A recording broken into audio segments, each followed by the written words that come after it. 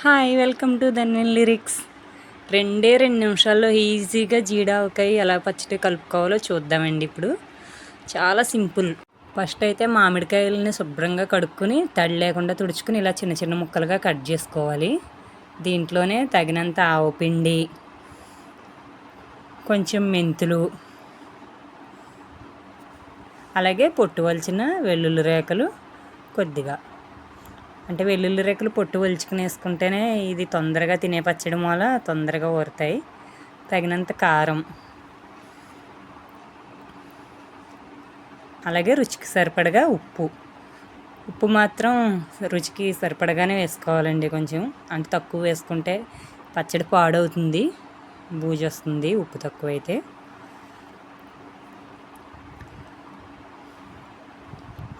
బాగా ఇప్పుడు ఈ కారం, ఉప్పు ఇవన్నీ మామిడికాయ ముక్కలకు పట్టేలాగా బాగా కలుపుకోవాలి.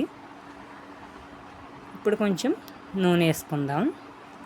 అన్నీ నేనేమి కొలతలతో వేయలేదండి ఇందులో, అంటే తక్కువ పచ్చడి మూల మామూలుగా తినేసేదే మూల వెంటనే మామూలుగానే కలిపేసాను ఉజ్జాయింపుగా వేసి. నూనె కూడా బాగా ముక్కలకు పట్టాలి. నేనైతే వేరుశనగ నూనె తీసుకున్నాను. కావాలంటే వేరుశనగ నూనె వేసుకోవచ్చు, నువ్వుల నూనె కూడా వేసుకోవచ్చు. అలాగే మనం వంటల వీడియోలో నేను పొడుపు కథలు అడుగుతాను కదా మిమ్మల్ని. ఈరోజు పొడుపు కథ: కిటకిట తలుపులు కిటారు తలుపులు ఎప్పుడు తెరిచిన చప్పుడే కావు. ఏమిటది? చాలా ఈజీగా చెప్పేయచ్చండి. ఆన్సర్ తెలిసిన వాళ్ళు కామెంట్ బాక్స్లో కామెంట్ చేయండి. చిన్నప్పటి నుంచి చాలామంది విన్నదే ఈ పొడుపు కథ. అలాగే మనం ఇప్పుడు పచ్చడి ప్రాసెస్కి వెళ్దాం. బాగా కలుపుకున్నాక కలుపుతుంటేనే నోట్లో నీళ్ళు ఊరుతున్నాయండి. ఈ ఆవకాయ చాలా టేస్ట్గా ఉంటుంది, అప్పటికప్పుడు కూడా తినేయచ్చు.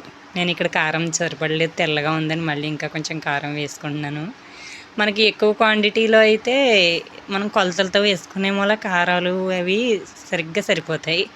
అంతే. ఇలా కలుపుకున్నది గాలి నీరు తగలకుండా, చెమ్మ తగలకుండా ఒక డబ్బాలో స్టోర్ చేసుకుంటే 3 నెలల నుంచి 4 నెలల దాకా ఉంటుందండి. అంతే అండి. పచ్చడి తీసేసాక పళ్ళెంలో అన్నం వేసుకుని తింటే ఆ టేస్టే వేరు కదండి. ఎంతమందికి ఇలా తినడం అంటే ఇష్టం? నేను మాత్రం ఎప్పుడు ఏ పచ్చడి కలిపినా ఇలా పళ్ళెంలో అన్నం వేసి కలుపుతానండి. పిల్లలకు కూడా చాలా ఇష్టం అలా తినడం. 2 రోజుల తర్వాత పచ్చడి చూస్తే ఇలా ఉందండి. చాలా టేస్ట్గా ఉందండి. ఆ రోజు పొడిగా కలిపిన రోజు పొడిగా అనిపించింది, కానీ 2 రోజులు డబ్బాలో పెట్టి పక్కన పెడతలోకి ఎంత నూనె తేరిందో చూసారా ముక్క. చాలా బాగుంది. మీరు కూడా ఒకసారి ట్రై చేయండి. బాయ్.